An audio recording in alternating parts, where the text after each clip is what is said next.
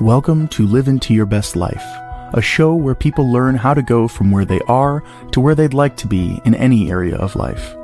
If you're looking for a new job, wanting to improve your relationships, or even reclaim your health, Skaya will share with you a simple formula that can take you on a journey to begin to live into your best life in all areas of life. Now sit back and begin your journey.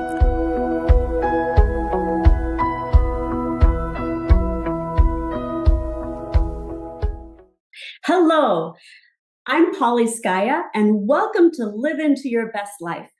Today, I'm here with Sarah Davidson, and I'm so excited to interview her. We are trainers together, so we both work for the Agile company as trainers, and that's my side gig.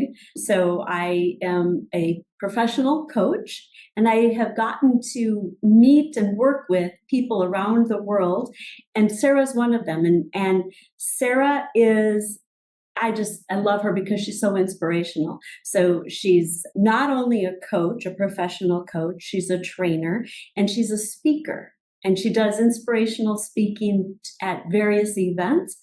And family is very important to her, which is part of why I love working with her, because everything's always heart-centered.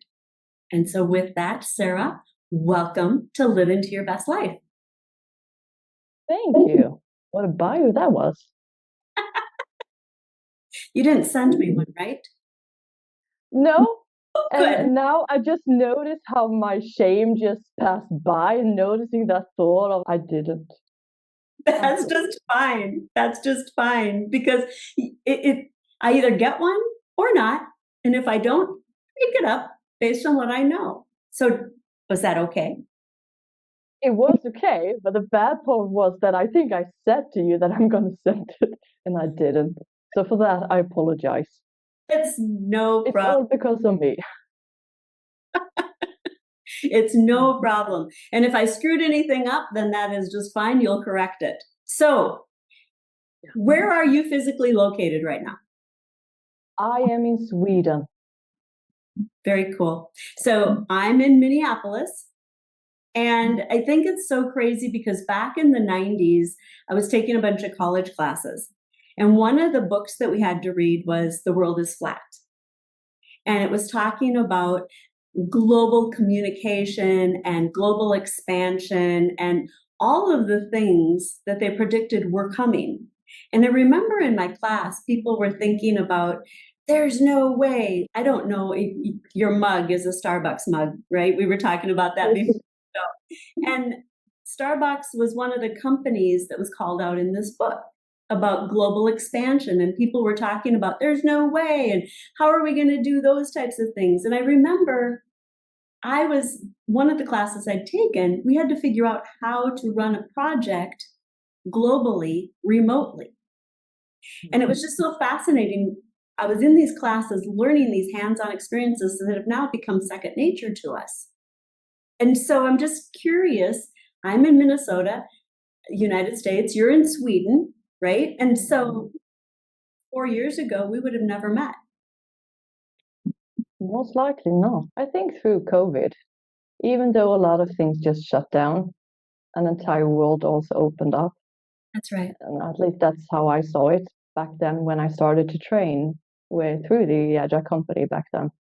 And I was like, wow, this is the closest I actually can go globally right now.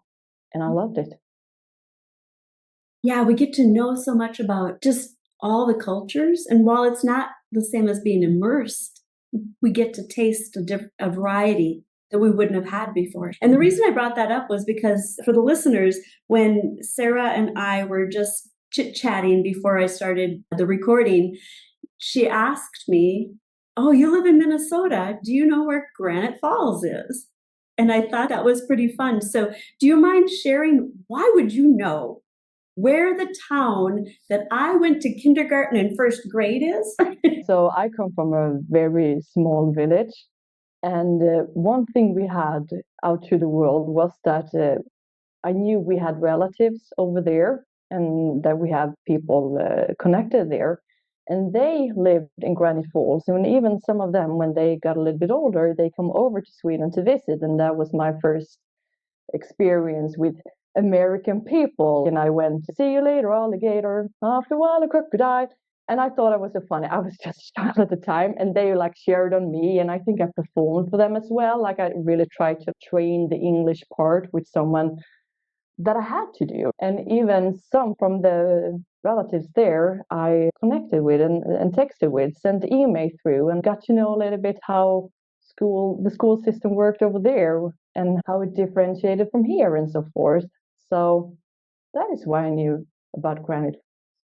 That's neat. Never been there though. Never been there. Yes. Well, and I'm guessing Minnesota has a similar climate to Sweden. I'm not positive, but I think that we're pretty close on the latitude, same latitude. And I just, when you were sharing, you don't happen to know, it got me to thinking about those 6 degrees of separation, right? Where you never know who you might know that's the same person. And I think that's just a really fun thing as well, is as trainers, we get to meet people at speaking engagements. I bet that you meet people and then you're like, oh, do you know? And you find commonality. There is always one connection just like waiting to be revealed. What is our connection thing? There's always one if we just ask the right questions and if we're interested enough. And I think that's part of it too. So as a coach, it's important to ask powerful questions.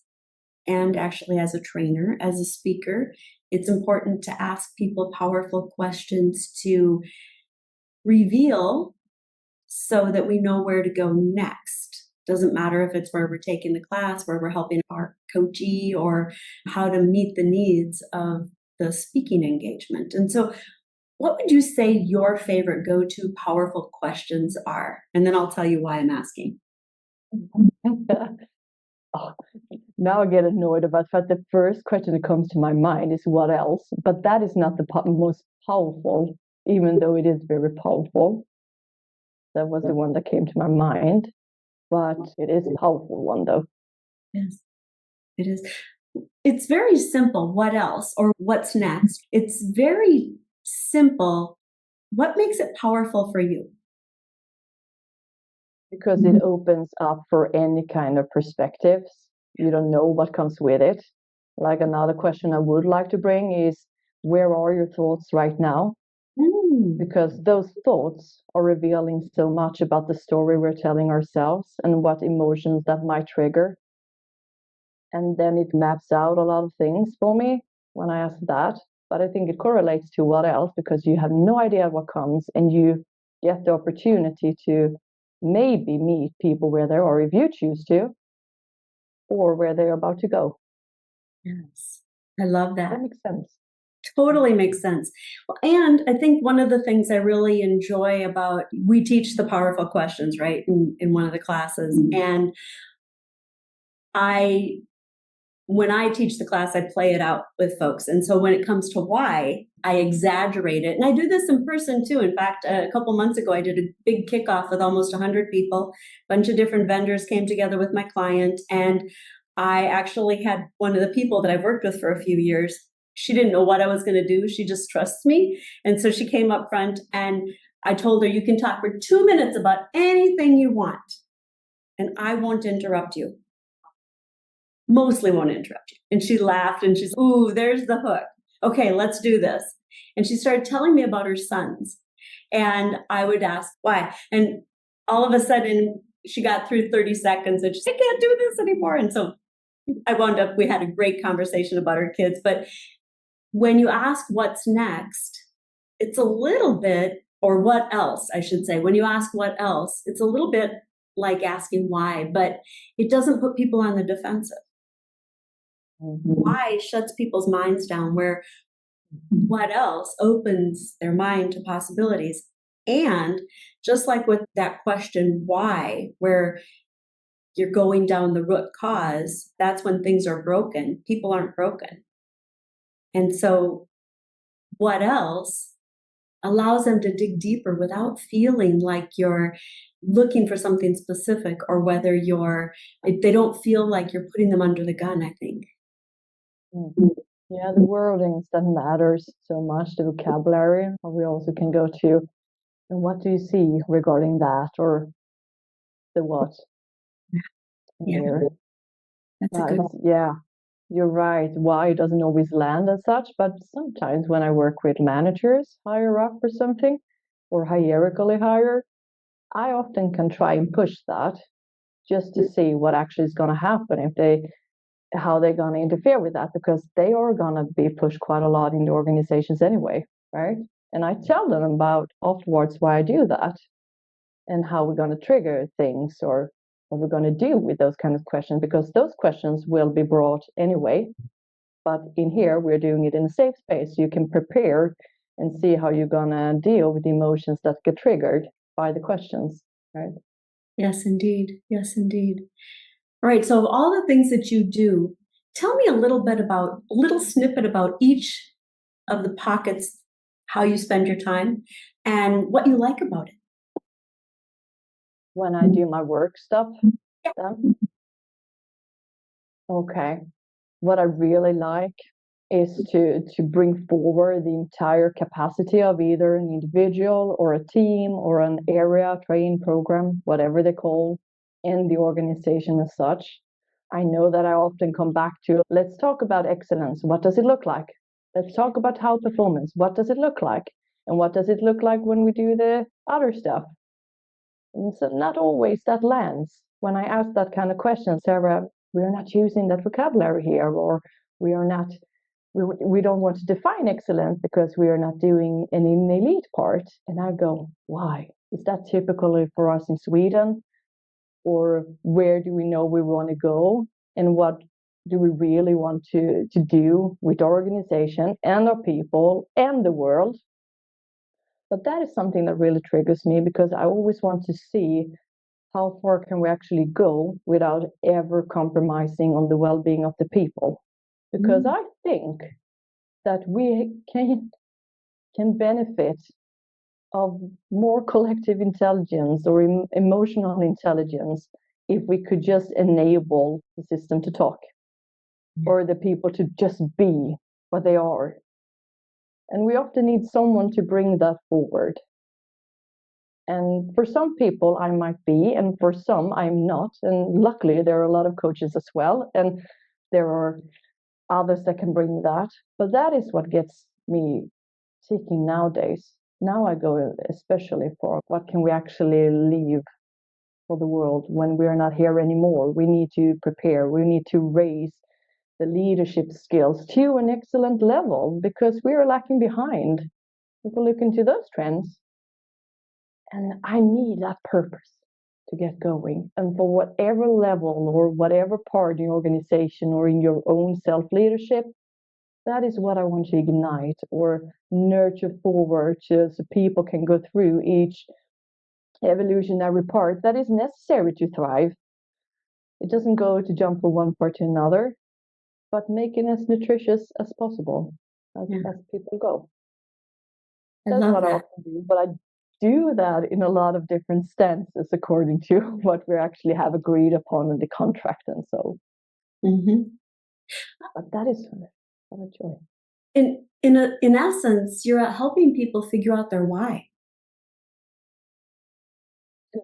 Why are we? I try to. Yeah. And share it. What I also heard is that you really strive for shared understanding, because people have different interpretations.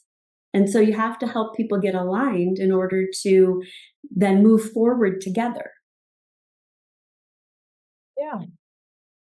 Nice. I think that is absolutely necessary for us. We need to talk about how things actually can be. It's not that I do not understand or accept the fact that not everybody's thrilled about the work they're doing and not everybody's living for the career, and that is absolutely fine. Well, what would happen if we can ignite some parts that you will bring forward in any kind of shape or form, either if it is in your career or when you go out and train your children's soccer team or whatever it might be, right? There are always skills that is necessary for us to keep going. Indeed. And sometimes I happen to question that a lot of times when I go into different organizations. I can ask team members or managers or whatever title, like, why are you here? And sometimes that doesn't land, and that's fine, because I will be happy to try and stay here in your present trying to figure out. And I'd be happy if someone asked me the same. Why am I here? Because it is my choice for some reason. But it's not a choice or it is a choice, but you try to not bring the judger into that conversation, or not the biases, try to silence that for a while. Because when you know that answer to why you are choosing to go in here, into your position, or whatever it might be, that is the source. That's the source for doing any kind of change. Mm-hmm. Yeah. What do you think? I think that I think you're spot on. And for listeners who've been following the show, I started in the early episodes with my formula for living into your best life. And you actually just shared it. So it's knowing where you are, knowing where you'd like to be, so you can identify the gaps and create a plan to get from where you are to where you want to be. Right? It's that simple. And in order to create that, you have to understand why. And you have to understand what is that intrinsic motivation that drives you, even if things get tough. And I think that as individuals, with all the changes that have happened in the world, I don't know that people have that internal drive as much as we used to experience. And maybe some people, I'm old enough where I've watched so many changes in the world. Back when I was a kid, the thought of having a phone that wasn't attached to the wall, and you'd lift up the receiver and you'd have this, literally, we had a cord that wasn't long enough. So Dad got us a longer cord so that we could actually go into the bathroom, into the phone booth, so that we could have conversations with our friends, because we had one phone we shared in the house and it was in the kitchen. That's how I grew up. And so having a computer in our home was crazy talk, let alone a computer in everybody's back pocket. It's so funny how, and it hasn't been that long. No, it's just crazy. And now, if you think about social media and how it's warped people's perspectives, and especially kids nowadays. And when I say kids, we're looking at, there was a child at my grandson's soccer game. So these are 6 and 7 year olds, 5, 6, 7 year olds. And this child had lost their phone. And it wasn't that it was mom and dad's phone, it was their phone. And in my mind, it's like, why? Your parents should be with you. Why do you need a phone at that age, right? But it causes you to, or caused me to step back and think to myself about, there's so many different parenting styles, and there's so much trying to keep up with everybody nowadays. And that's always been around, right? People are always comparing themselves. But when you see that, I think that it comes out in, now, how can I keep up with this person at work? Hey, they got credit for that thing I did. Instead of a team environment, it's individual contributors trying to learn how to work in a team, but it's always been about, how do I shine? And part of that comes from, everybody gets an award. It doesn't matter if you won or lose, everybody's a winner, right? And it's very different, but it's not that way in the real world. And it's, corporations are trying to figure out, how do we win at this game? And competition is fierce. And how do we move forward? And right now, I think my client, someone called out that we've got 4 generations of people working on some of the projects. And so if you think about that, you've got people who are close to retirement, who have a lot of knowledge about how things were back in the 60s, 70s, 80s, whatever, right? And then you've got folks who are new, straight out of university, who have really great new ideas. And some ideas mixed all throughout the ages there. How do you help people bring that together? Now, when you're talking about those different generations, what comes to my mind is when I started out with Scrum and Agility in the first place back in 2012, I was a trainee. And where I sat at the office was at an office island with 4 desks. And by those, I was born in my decade, and there was another one the previous decade, and one the previous decade before that, and then the fourth person the decade before that. And I was like, wow, I get to sit with so awesome people with so much competence. And those 3 had 3 different like super skills where their heart was really pounding. And I was like, I'm really fortunate enough that I'm going to sit with all of you. And one of those also became my mentor. And we also talked a lot about reverse mentoring, and he was the oldest one of those. And we talked about that as well, because it was not just the fact that I was sitting on that island and I was like, wow, I get to be around you with all this experience. They also recognized, and we get to be with you, with your perspectives that you bring. And there is such true power, and fortunate to see that, and that it's not just about age or seniority. It is about what people are able to surround yourself with. That is where my head went when you said that. That's cool. That's cool. I love that. All right. You brought up a term that I absolutely love. And my kids reverse mentor me often, whether they realize it or not, because they teach me so much. So I'd like you to explain to the listeners, what does reverse mentoring mean? Even though we often see mentoring as a senior bringing their experience to someone less senior or more junior, you also recognize that the junior has a lot of things or perspectives or competence to bring from a different angle. So you bring that to this senior mentor as well. So you bring back, because despite it all, even though we have lived not as long as each other, we still have lived the life according to that, with all the experiences, the context, the relationships, or whatever it has been included. And it's your choice what you're going to do about it. And you can always bring that back to someone else to challenge that person as well, and bring your experience, because they are equally worth. It's just different angles. And I think that is absolutely awesome. Now, when you actually get to that seniority level, we need that. We need that conversation to flourish. Mm-hmm. Love that. I love that. That's fantastic. And first of all, I appreciate that you were open, and that the people you worked with were open to the various perspectives, right? Because sometimes people walk in and they're like, nope, I have the latest, I know what it is, or I've been here long enough, you need to learn from me. And I think that, to your point, we need to be open to those various perspectives. What's the biggest challenge you've had in breaking down those silos and helping people come together? And how did you do it? Biggest challenge?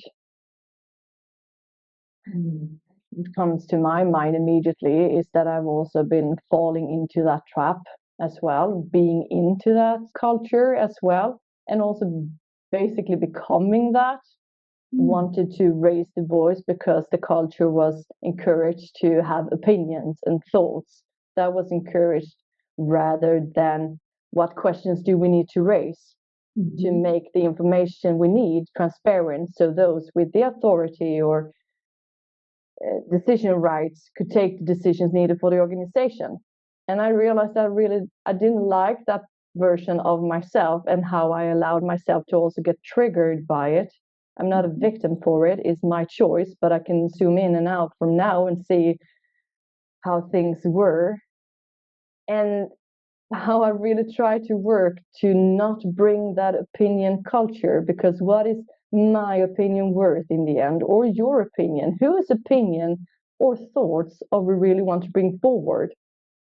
I'd rather go for the approach to try to figure out what questions do we really need to ask Because if we want, we can figure out that. The answer is way more easy. But going around the table and everybody in the room, you got to share your opinion. No. Does your opinion needs to be shared? Does it need to be shared by you? And does it need to be shared now? Or questions you maybe should have think about before you actually become part of that kind of culture. So that is probably my take from that. If I see into myself, like I failed that several times, didn't enjoy it, didn't like how I became and how I tried to do something differently. I love your 3 questions though. It's does your opinion need to be shared? Does it need to be shared by you? And does it need to be shared now? Yeah, that's brilliant because so often people, okay, so I was going to say, so often people just want to share their opinion because they want their voice in the room. And I feel like people don't realize how sometimes if you share your opinion with authority, it stifles the other voices. And it's also difficult, especially in working in a corporation. I don't know that folks are taught how to have healthy discussion. We don't all have to agree with each other, but how do you have that healthy conversation so that people still feel respected and that they feel heard? Because a lot of times people want to feel heard. And so I think your 3 questions can help people know, should I be speaking up or ought I keep my mouth silent for now and keep my words to myself until the right time or the right audience or not at all? And just knowing, I think often if we think about the situation and other people's perspectives, perhaps we could have different conversations. And how might we ask a question rather than tell? It often comes back. We all want to feel that we are important, like that the things we do matters or the way we be matters. Yeah. However, I would also ask the question, is that an egoistic need? And does that need to be fulfilled? Or do we need to go to a greater perspective of what are we really trying to achieve in the room? And I think to capture those kind of things that's going on, we need leaders who are able to raise awareness to this situation. Yeah. Like, what kind of culture do you really want to build? It takes really good leadership skills to bring people forward. You can still make people feel important for the contribution by bringing their collective parts together, but it's gonna take quite some skills. Indeed. It takes time and see all of that. Yeah. All right. So you just caused another question to come to mind. What do you think are good leadership skills? Oh, that is a huge question. Top 3. Huh? The top 3. Your favorite leaders that you've worked with. What are the top 3 attributes they have? They definitely can bring the questions needed. So they're curious, right? Yeah, or interested, depending on how you define the different words. Yes. They make me feel that the things I do or how I want to become is important and makes a greater impact than maybe I can see at times as well. So they can see me from a zoom in and zoom out perspective, or not just me, but the people. And I also think one thing I often come back to that I try to encourage with leaders is with seniority and authority and huge competence, the less it belongs to you and you solely.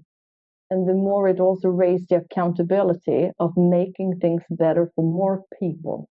And how do you define that? You can do that using a lot of different skills. You can facilitate, you can coach, you can sometimes be the role model, be the inspiration. When I started my career, I think I saw more leaders that I found inspirational than I unfortunately see today.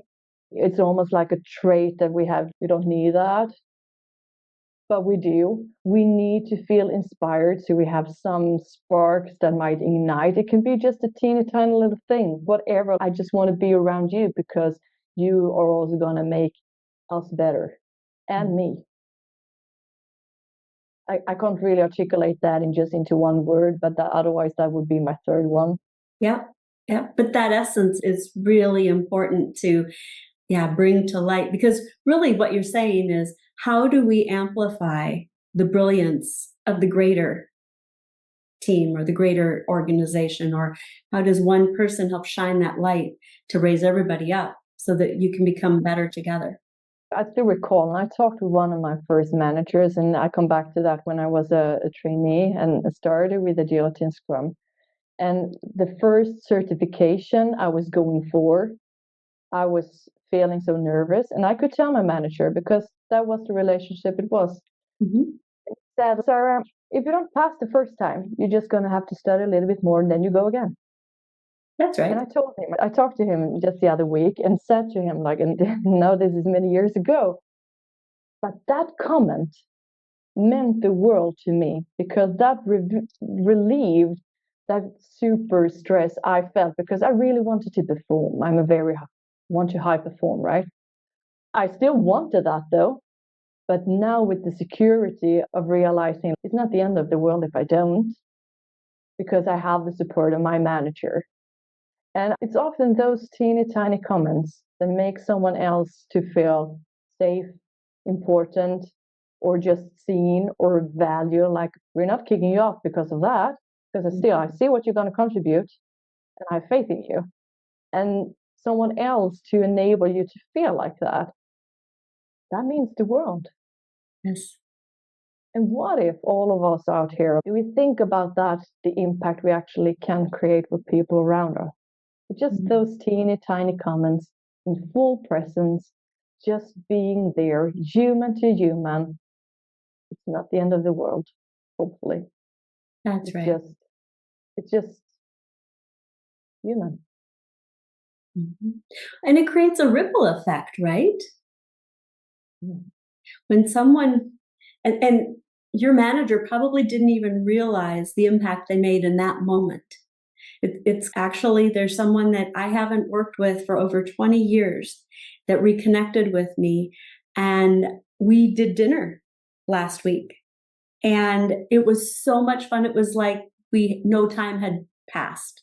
We just came back together and we chatted, and this person shared with me some experiences and how some things that I had done helped them make choices moving forward in a different way, feeling more confident and comfortable because of something I didn't even realize I'd said. And I think if everybody were just to pause, we all have stories of how someone's done that for us. And I bet when someone makes a difference in our lives, we take it forward and we share and make a difference in someone else's life too. Oh, we have to. We have to pay it forward in one way or another, and not without putting up the expectations of getting the gratitude or the recognitions. Just have faith in whatever it's going to happen. It will happen, and we put the needle a little bit in action, hopefully for something better. That's right. Oh, I love that. Very cool. All right. I've got a really important question for you. All right. So imagine you're sitting down talking to young people, let's say anywhere from 3 to 13. If you were talking to these young people, what advice or what thoughts would you share to help them prepare for the next couple of decades coming? What mindset ideas would you give to help them learn how to live into their best life? Now you're taking the span of my daughters because they are in that category. Something I bring with them is the awareness of your thoughts versus your thinking versus your emotions, and how you articulate those nuances of words into the story you're telling yourself. And that, I think, is a huge life hack, as they say. Yeah. But if you can noticing the difference in distancing yourself from what is a thought that flying by and your choice to think, and the narrative you bring by those stories, and how you articulate the emotions that you then noticing occur because of what you're thinking. And those nuances of words matters into how they're going to guide you towards actions. And in that teeny tiny gap in between is your power, right? And how you're going to use that. I find it so powerful when I learned the difference of I am angry, I am feeling angry, or I'm noticing I'm feeling frustrated. I love the power into that. And I think that is a huge benefit going forward for people in general, to just noticing the energies that you have and the way you're going to choose to articulate it, because they're going to define the life. And I say that coming also from dealing with a lot of grief and anxiety. And it has a great impact on when defining the story of tomorrow, of you. And the story is okay to change. Indeed. Pivot as you need, right? Reflect and figure it out. There's a technique that I was taught by one of my mentors. It's the ABC technique, and it's accept the situation. And it doesn't mean that the situation was acceptable, but accept. And then breathe. So get back into your body and become aware, right? And then you get to choose how you respond next. What do I do next? And the more I practice that awareness, because what I'm taking from what you shared is it's about awareness. And it's about those fleeting thoughts that actually are shaping. And so being clear on how would we like to move forward?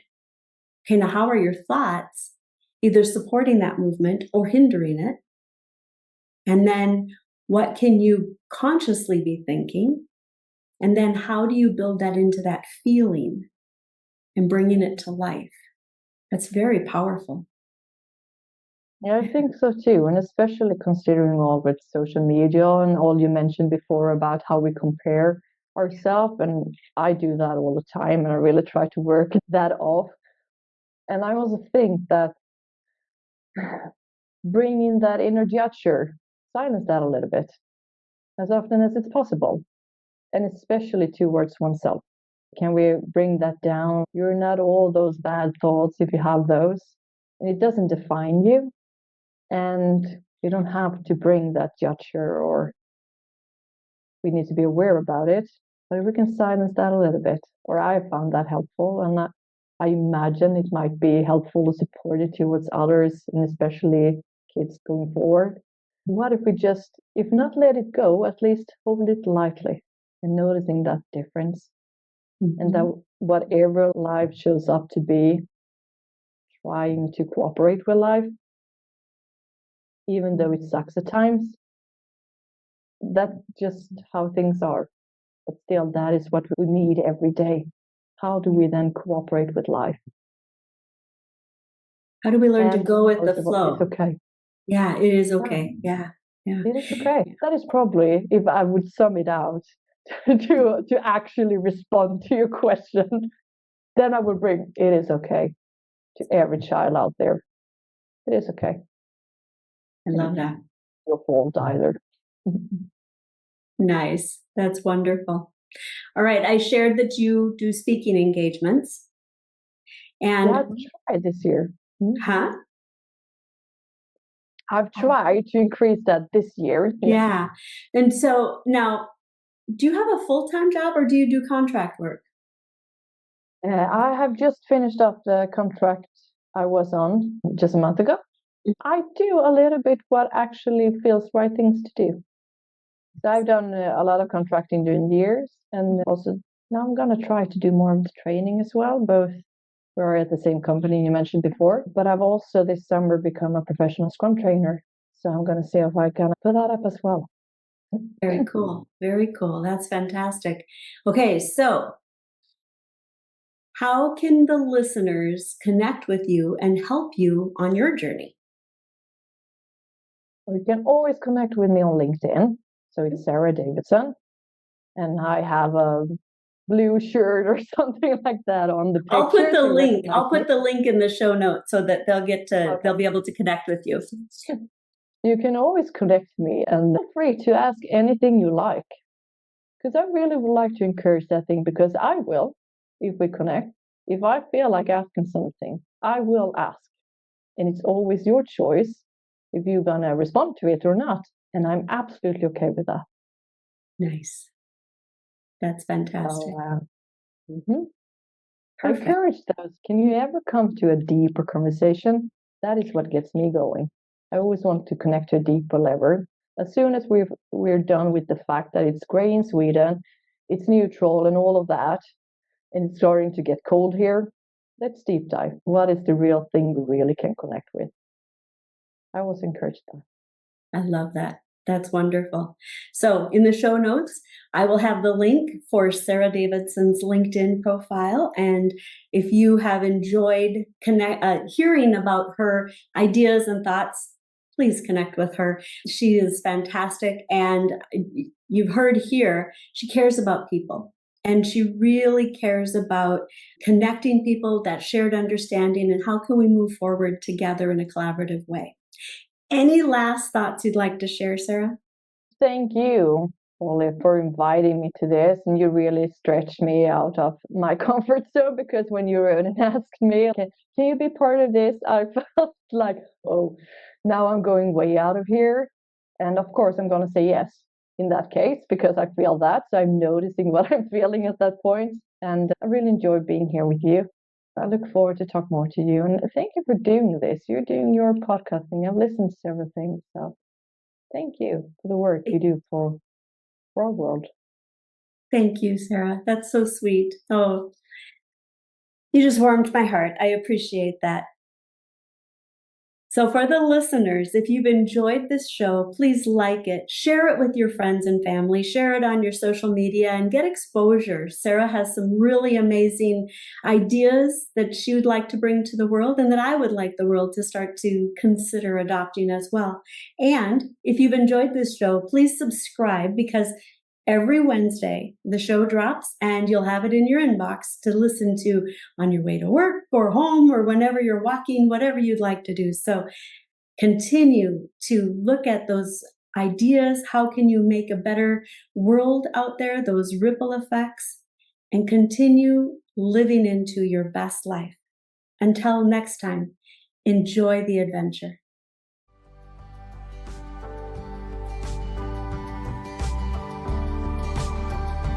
Thank you for listening to Polyskaya, your show host for Live Into Your Best Life. Check out the show notes and visit her at polyskaya.com to learn more and continue your journey. Until next week, enjoy the adventure.